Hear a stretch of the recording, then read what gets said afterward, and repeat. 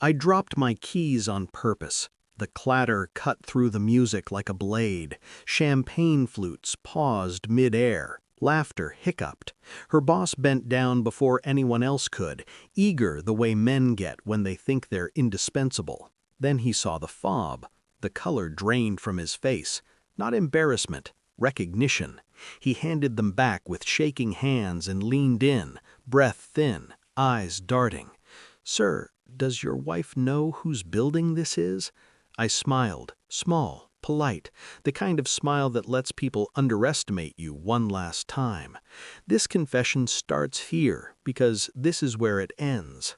I met her when belief still felt like a renewable resource. She laughed easily back then. We built a life the way people do when they think honesty compounds. Small apartment, bigger plans. She talked about work like it was temporary weather. Then came the promotion, then the dinners that ran late, then the silence that sat between us like a third person who didn't bother to introduce himself. I noticed patterns before I noticed pain. The phone angled away, the pauses before answers, a new perfume she said was office neutral, the way she rehearsed alibis for questions I hadn't asked. I didn't confront. I don't waste clean knives on dirty work. The proof arrived quietly, a calendar invite forwarded by mistake, a message preview lighting her screen at 2:13 a.m. Not explicit, worse, familiar, the kind of shorthand that assumes history. I felt the shock. I cataloged it. Then I filed it away. Justice requires patience. Her boss had been around longer than me. Mentorship, he called it. Access, I called it.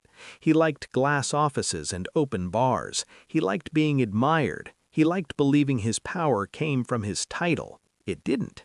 I didn't rage. I audited. I reviewed finances the way surgeons review scans. Not to panic, to plan. I confirmed dates, documented patterns, spoke to an attorney without speaking her name.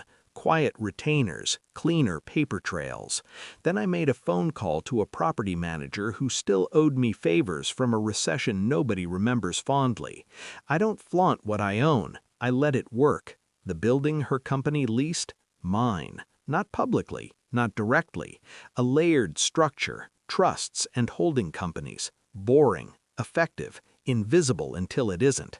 I renegotiated nothing. I simply waited for renewal season. I watched them from a distance, the way he touched her elbow in public like it was a privilege, the way she looked relieved when he entered rooms I wasn't in. I memorized his tells, the way his confidence spiked around subordinates, the way it evaporated around people who didn't need him. I arranged introductions that felt accidental. I attended events I never attended before. I listened. I asked questions that sounded naive. Power reveals itself when you give it rope. I ensured compliance audits arrived on schedule, that parking violations were documented, that expense reports met scrutiny. All legal, all dull, all lethal in aggregate. Then I adjusted the lease terms. Nothing dramatic, just clauses, just options, just time frames. The clock began to tick.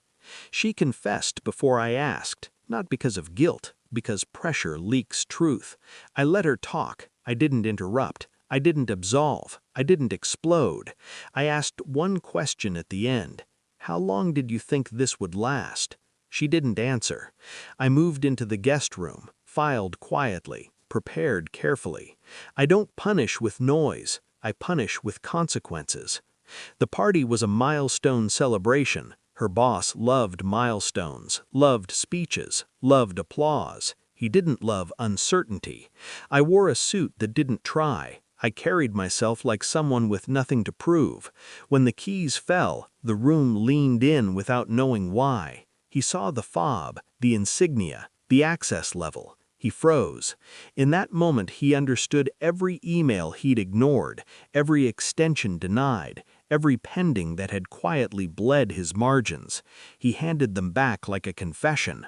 "Does your wife know?" he whispered. I leaned closer. "She will."